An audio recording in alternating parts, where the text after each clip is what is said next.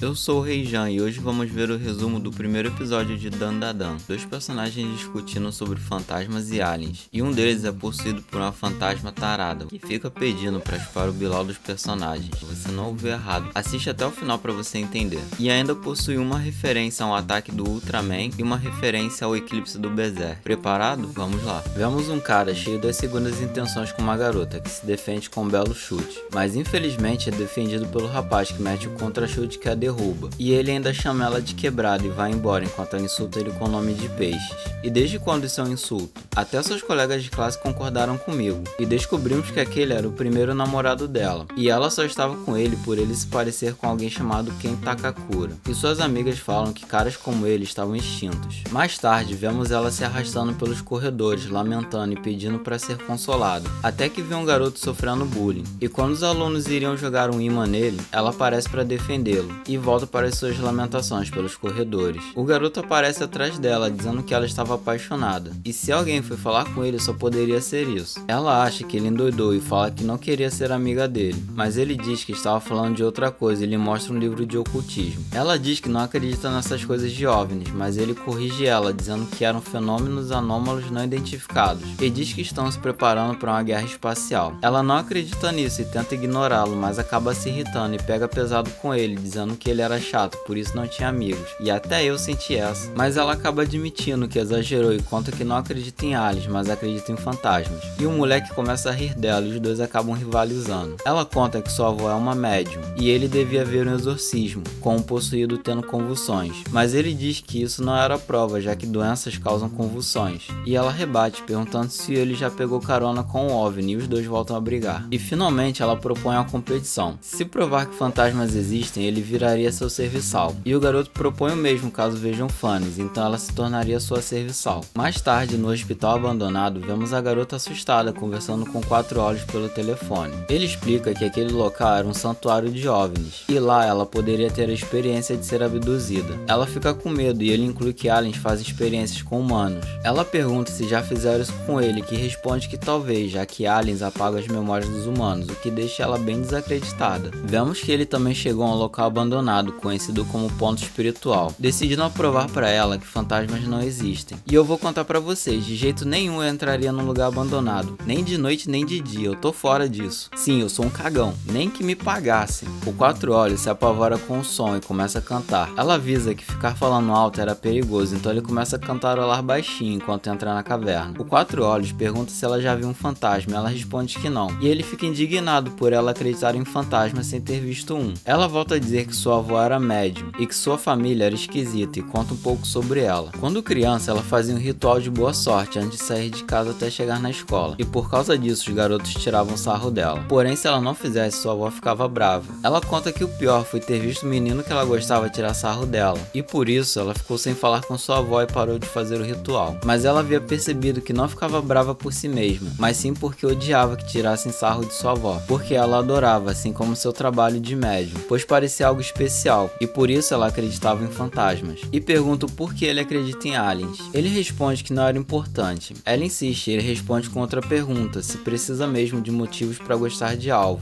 e ela acaba concordando. O Quatro Olhos encontra algo estranho no chão e se assusta com algo atrás dele. Ao se virar para frente, ele se depara com um monstro, que diz que deixaria ele chupar suas tetas se deixar ela lamber o bilau dele. Eu não tô zoando, isso tá escrito na legenda em inglês, em português e tá na dublagem. Ele corre apavorado, a garota diz que não era para correr lá dentro, e ele fala que não tinha nada lá, além de uma velha tarada. A garota tenta avisar que a velha era perigosa e diz que ele não deve deixar ela ultrapassar ele de jeito algum, ou a vovó Turba amaldiçoaria ele. A velha acaba o pegando, cortando a comunicação. No hospital, a garota também encontra seres estranhos que a capturam, e meu Deus, essa cena me lembra algo. Ela desperta sem suas roupas, cercada pelos estranhos que se apresentam como serpoianos. Eles pedem que ela não tenha medo, pois são amistosos. Ela rebate dizendo que pessoas amistosas não deixam garotas peladas. Os estranhos explicam que só existem machos da sua espécie e assim eles se reproduzem por clonagem, mas isso impede sua evolução e fazem eles perderem algumas funções. Então, para recuperar as funções de reprodução, eles queriam suas bananas.